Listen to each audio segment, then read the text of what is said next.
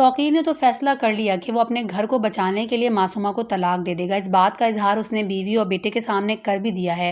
موسیٰ کی وجہ سے بھی توقیر کافی زیادہ اسٹریس میں ہے کہ کہیں ایسا نہ ہو وہ خود کو کوئی جانی نقصان پہنچا لے۔ کافی جذباتی انسان دکھایا گیا، تو اسی لیے اسے بہتر یہی لگتا ہے کہ معصومہ کو طلاق دے کے اس چیپٹر کو کلوز کیا جائے، مگر اسے اندازہ نہیں ہے کہ معصومہ اتنی آسانی سے ہار ماننے والوں میں سے ہے نہیں۔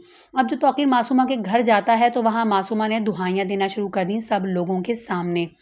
آپ کی بیوی کی وجہ سے میرے باپ کی جان گئی ہے، اس کی باتیں میرا باپ برداشت نہ کر پایا اور اس صدمے کی وجہ سے اس کی موت ہوئی ہے، اور اس کے بعد میرے باپ کی میت پہ آ کے آپ کے بیٹے نے اتنا تماشا کریٹ کیا کہ ساری دنیا ذلت کی نگاہوں سے دیکھ رہی ہے۔ آخر میرا قصور ہی کیا تھا؟ آپ سے محبت کی ہے نا، اور آپ نے مجھ سے شادی کی تھی۔ اگر آپ نے اپنی شادی کو چھپایا تو یہ آپ کا قصور ہے۔ میں نے اپنی شادی کو کسی کے سامنے نہیں چھپایا، نہ اپنے گھر والوں کے سامنے، نہ اپنے رشتہ داروں کے سامنے۔ تو آپ مجھے کس طرح سے یہ ساری باتیں سنتا دیکھ سکتے ہیں، میری بے عزتی برداشت کر سکتے ہیں؟ میں آپ کی عزت ہوں۔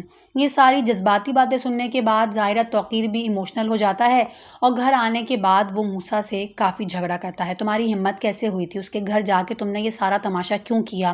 جو کچھ ریحان نے کیا وہ سمجھ میں آتا ہے، تمہارا کوئی لینا دینا نہیں تھا، مگر ریحان کے بہاف پہ یہاں بیٹے نے بول ہی دیا۔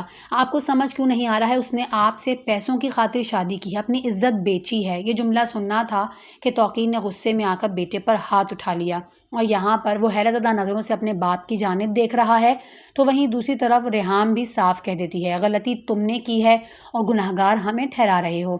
تمہیں خود شرمندہ ہونا چاہیے لیکن ہمیں شرمندہ کرنے کی کوشش کر رہے ہو۔ جس کے جواب میں توقیر صاف کہتا ہے، میں مرد ہوں، قانونی شرعی حق ہے میرا کہ میں دوسری شادی کر لوں۔ اگر میں نے کر لی ہے تو کوئی گناہ نہیں کیا، تم دونوں مجھے اس طرح کٹہرے میں کھڑا نہیں کر سکتے۔